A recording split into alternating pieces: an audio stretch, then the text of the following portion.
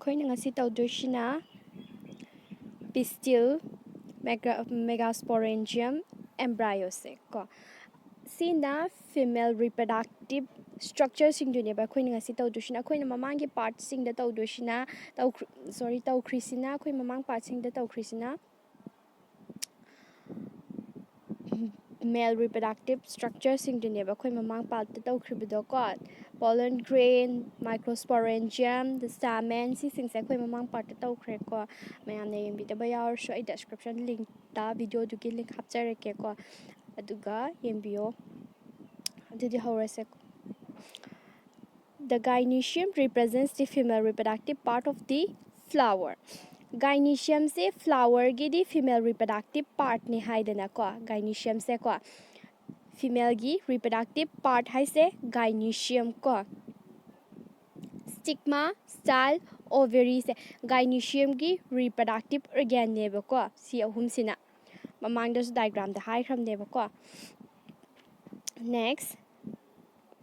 The gynoecium may consist of single pistil monocarpellary. Gynoecium gynoecium से pistil है pistil है सोने pistil से gynoecium से single pistil ओइ बसना monocarpellary carpel है ताकि number of pistil masing दुबु carpel है रखने इबा common ओइना को अदुना single pistil ओइरगना monocarpellary है नेबा or may have more than one pistil. अदुना multicarpellary pistil amadagi helagana multicarpellary haineba when there are more than one pistil the pistil may fuse together syncarpus ko diagram so maning de yarakani syncarpus apocarpus ki ko aduda hena gyan tana bai haige ko pistil sina amadagi henbado multicarpellary ko hai ko adu pistil amadagi henbado fuse to busu ya haidi punchanna leibasu yaweba ko punchanna पुंछलगा लेबसु यावेबा को अदुना syncarpus कवेबा अदगी अमना free ओइबिसा pistil सिंग दो अमगा अमा पुंछनदबिदा तोंगान तोंगान माइ थोकपा pistil दुगी थोक थोकपा लेबदो पुंछनदबिदा अदुना apocarpus कवेबा को pistil से fuse तो pistil न कई कवेबा syncarpus अदगी free ओइबा pistil सिंग दुना कई कवेबा apocarpus कवेबा को its pistil has three part pistil हाइदी gynoecium go pistil गी pistil हाइना gynoecium गी reproductive organ मागी part अहुम लेबको stigma, style, ovary sister reproductive organ ngata neba ko reproductive structure hadi gynoecium gi reproductive structure neba gynoecium haisna organ sing duna stigma, style, ovary si ahum sile habneba ko aduga the stigma serve as a landing platform for pollen grain ko stigma sina magi function se kai no have the stigma se ko ngasai pollen grain haidi male gametophyte ni ko pollen grain sina ne anther degi thola ani ko anther degi thola aga ma se stigma da len taw doi ni haidi stigma da ta doi ne ba ko stigma ta raga tang da fertilization thokpa ngam doi ne ba ko adu stigma gi mathau se kai no hai tardi pollen grain ki tafam haidi landing platform oi doi ne ba mathang da styles na my function sina kaino style se elongated slender part beneath the stigma gi hek mathang da leiba asang ba slender hako asang ba elongated oi asang ba stigma hek mathang da leiba duna style ko eba ko aduga the basal bulb part of the pistil is the ovary hai sina muka style gi mathang da lei duni ba ma se bulb basal oi hai tar ma se base da lei do base oi duni ko makha da lei duni ba ko base bulbs oi hai da oval shape ki type da lei duni ba aduna ovary ko ba ko pistil gi inside the ovary manung da na ovarian cavity yawe ba ovarian manung da ovarian cavity yawe ba ko adu do locule har ga su khangne ye ba the placenta is located inside the ovarian cavity ko placenta sina amuka ovarian cavity manung de yaw duine ba placenta sina amuka ovarian cavity manung de yaw duine ovary manung de kay yawre ovary da manung da ovarian cavity ko ovarian cavity amuk locule si manung de kay yawre placenta si yaw duine ba next ꯂꯩꯔꯦ ꯌꯦꯡꯉꯣ ꯇꯣ ꯁꯤꯒꯤ ꯗꯥꯏꯒ꯭ꯔꯥꯝꯁꯤꯅꯦ ꯃꯥꯅ ꯉꯁꯥꯏ ꯍꯥꯏꯕꯗꯣꯀꯣ ꯁꯤꯁꯦ ꯁ꯭ꯇꯤꯛꯃꯥꯅꯦꯕꯀꯣ ꯁ꯭ꯇꯤꯛꯃꯥ style ꯁꯤ elongated part ꯍꯥꯏꯕꯗꯣ style ꯑꯗꯨꯒ ꯁꯤ ovary ꯀꯣ ꯁꯤ ovary ovary ꯁꯦ ꯑꯃꯨꯛꯀ ꯊꯦꯂꯥꯃꯁꯇ ꯅꯞꯄ ꯂꯩꯔꯤꯅꯦ ꯊꯦꯂꯥꯃꯁꯁꯤꯗꯤ ꯆꯤꯡꯗ꯭ꯔꯦꯀꯣ ꯍꯥꯏꯗꯤ ꯒꯥꯏꯅꯤꯁꯤꯌꯝꯒꯤ ꯄꯥꯔꯠ ꯅꯠꯇꯦꯕ ꯊꯦꯂꯥꯃꯁꯇꯤ ꯁ꯭ꯇꯤꯛꯃꯥ ꯁ꯭ꯇꯥꯏꯜ ovary ꯈꯛꯇꯅꯦꯕꯀꯣ ꯑꯗꯨꯒ ꯑꯃꯅ ꯉꯁꯥꯏ ꯑꯦꯄꯣꯀꯥꯔꯄꯁ ꯍꯥꯏꯕꯗꯣ ꯑꯦꯄꯣꯀꯥꯔꯄꯁ ꯍꯥꯏꯕꯗꯨꯅ ꯄꯤꯁꯇꯤꯜꯗꯣ ꯐ꯭ꯔꯤ ꯑꯣꯏꯕꯁꯤꯡꯗꯨꯅꯦꯕꯀꯣ ꯑꯦꯄꯣꯀꯥꯔꯄꯁ ꯍꯥꯏꯁꯤꯅ ꯄꯤꯁꯇꯤꯜꯗꯣ ꯐ꯭ꯔꯤ ꯑꯣꯏꯕꯁꯤꯡꯗꯣ ꯁꯦ ꯀꯥꯔꯄꯜ ꯑꯦꯄꯣꯀꯥꯔꯄꯁ ꯍꯥꯏꯁꯤꯅ ꯁꯤ ꯀꯥꯔꯄꯜ ꯍꯥꯏꯗꯤ ꯄꯤꯁꯇꯤꯜꯁꯤꯡꯁꯦ ꯐ꯭ꯔꯤ ꯑꯣꯏꯔꯁꯤ ꯐ꯭ꯔꯤ ꯑꯣꯏꯁꯦꯀꯣ ꯑꯃꯒ ꯐ꯭ꯌꯨꯁ ꯇꯧꯁꯟꯅꯗꯦꯗꯅ ꯐ꯭ꯔꯤ ꯑꯣꯏꯔꯒ ꯂꯩꯗꯅ ꯁꯤꯁꯦꯅ ꯑꯦꯄꯣꯀꯥꯔꯄꯁ ꯍꯥꯏꯕꯅꯦꯕꯀꯣ ꯑꯦꯄꯣꯀꯥꯔꯄꯁ ꯁꯤꯁꯤꯅ ꯐ꯭ꯌꯨꯁ ꯇꯧꯔ ꯂꯩꯕ ꯁꯤꯅ ꯐ꯭ꯌꯨꯁ ꯇꯧꯔ ꯂꯩꯕꯁꯤꯅ ꯁꯤꯟꯀꯥꯔꯄꯁ ꯀꯣ ꯁꯤ ꯃꯊꯪꯒꯤ ꯗꯥꯏꯒ꯭ꯔꯥꯝꯁꯤꯗꯤ ꯅꯦꯛꯁ ꯄꯦꯔꯥꯒ꯭ꯔꯥꯐ ꯇꯥꯛꯄ ꯂꯣꯏꯔꯒ ꯑꯩ ꯍꯥꯏꯔꯛꯀꯦꯀꯣ ꯑꯦꯛꯁꯄ꯭ꯂꯦꯟ ꯇꯧꯔꯛꯀꯦ ꯑꯗꯨꯗꯤ ꯍꯧꯔꯁꯤꯀꯣ next arising from the placenta the megasporangia commonly called ovule placenta dagine develop tawroktoineba placenta sidagi develop tawroktoineba aduna microsporangia haidi kaino haidi ovule haibaneba microsporangia haise ovule haibaneba ko the number of ovule is in an ovary may be one wheat, paddy, mango, too many papaya, watermelon, orchids, etc. Ovule haidi seed tubuni ko. Ovary sina ko na fruit oraktoineba ko. Fruit orakto mahay oraktoin chabi aba mahay oido seed haisa maru oido. Ovule sina maru oraktoineba ko. Ovary maru se yam yaudaba lay ko fruit taso. Yam yauba singduna papaya, watermelon, orchids ko aduga amakhtang yaubus leyba ko wheat, paddy, mango singse ovule haragana seed haibna ovule dagi seed olaktoine adagi ovary na fruit olaktoine ba ko adudi hoji hawrese ovule se kaino haibse tamase ovule haise megasporangium haibani ko ovule se kaino haibse tamase ko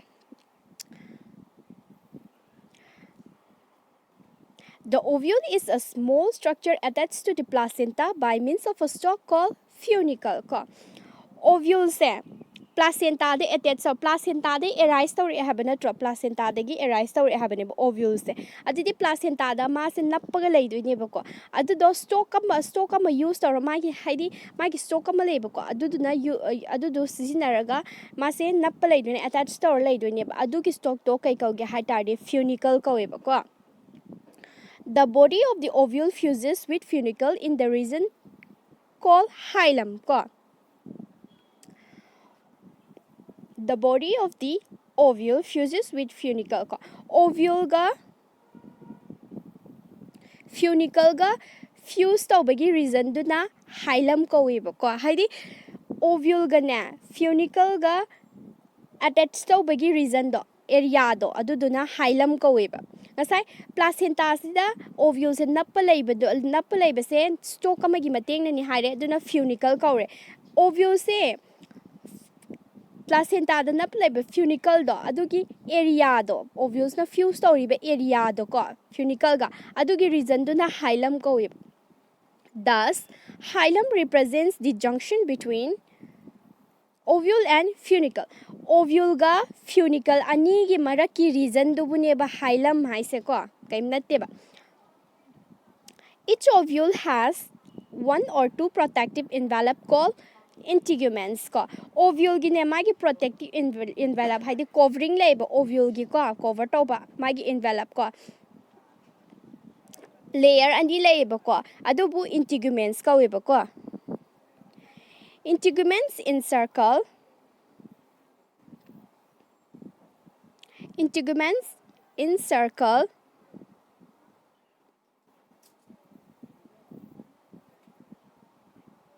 Integuments encircle the nucellus except at the tip where a small opening called the micropyle. Integuments se mana loina koishala laidune bako. Nucellus haibase nucellus sisu koishala laidune bako except at the tip. Maton amada khatang mana koishan de bako. Haidi small opening jaga am khatang lai bako mana koishan daba. Adudna micropyle kawe bako. Opposite the micropyle gi hek opposite ta ko mayok na badane micropyle gi hek mayok na badane ko kalaza laiba ko representing the basal part of the ovule gi basal part ovule gi base hai tar di kalaza end ne ba ko adi kalaza gi amuka opposite end harakana micropyle end oidune ba micropyles na kadai de legi hai tar kadai legi had integument in loi question le except question da ba jaga am khatang lei ba small opening am ka adu buduna micropyle region ne ba ko next enclosed within the integuments is a mass of cell called the nucellus. Integument manung integument enclosed story ba question lise a question baduda mass of cell me am laiba adu dubu nucellus ka oiba ko cells of the nucellus have abundant reserve food material nucellus manung sidane food material me am reserve tor laiba hadi store tor thamme ba ko located in the nucellus manung da mu kari lere embryo sac natraga female gametophyte ngasai male gametophyte na kai kaure pollen grain kaure ko male gametophyte ne sise male ko aduga female gametophytes na embryo sac natraga embryo sac or female gametophyte ko an ovule generally has a single embryo sac formed from a megaspore ovule se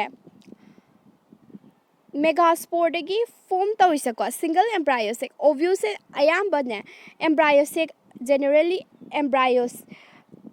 sac amamam leiba ko ovule manung deni ko embryo sac yaudoi se ko ovule sigi manung de sigi embryo sac se yaudoi ne ba ko ado ayamba general oina di ko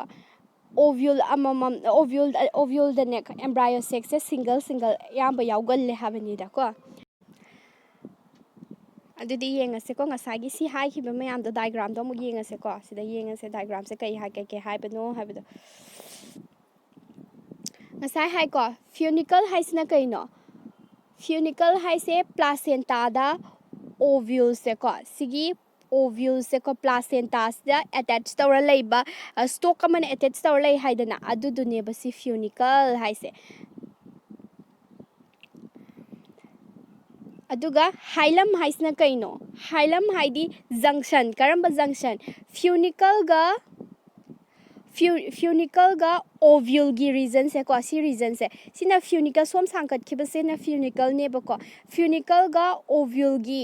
ani sigi junction do si junction si bune ba hilum haise ko mathang da micropyle integuments hai ko integument lai integument ani lai ko angiosperm da ne ko general oina angiosperm da di integument se ani angiosperm gi oina ani lai ba na outer integument inner integument hai se ko si integuments na question list si sine ba nucellus hai se ko nucellus ki manung da mu embryo sac lai ri ne ba ko si embryo sac lai ne aduga ngasai micropyle hai se micropyle kai si integument na question le ko si integument na si loi question li ne adu question da ba area am khak lai dana si small opening am ko sina micropyle gi hek opposite ko ma opposite ta kalaza pole le ba kalaza el le ba ko sisina basal base part ne ba ko sisina ovule gi base part ne ba ko sigi structure mi am lai ba ko ovule gi ko structure mi am lai sigi structure na kai kau ge ha ba ne anatropous structure ne ba ko sise common noina anatropous structure kau e ba ko sise anatropous ne ba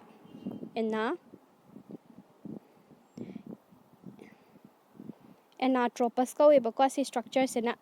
sida piriba like the piriba diagram structure se anatropous kau e ba ko adidi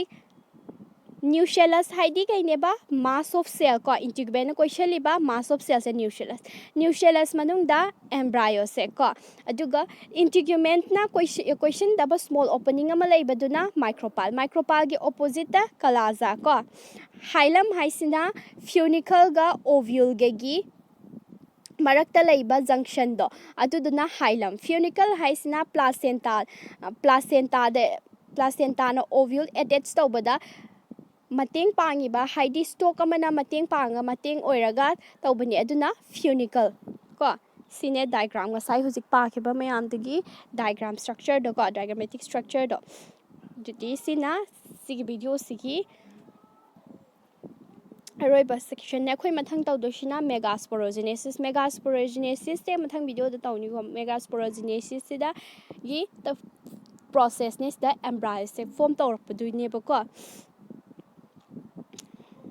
ꯃꯌꯥꯝꯅ ꯚꯤꯗꯤꯑꯣꯁꯦ ꯄꯥꯝꯕꯤꯌꯣ ꯍꯥꯏꯔꯁꯨ like subscribe ꯁꯤꯌꯔ ꯇꯧꯕꯤꯌꯣ ꯈꯪꯗꯕ ꯌꯥꯎꯔ doubt ꯂꯩꯔꯁꯨ comment ꯍꯥꯏꯕꯤꯔꯛꯑꯣ thank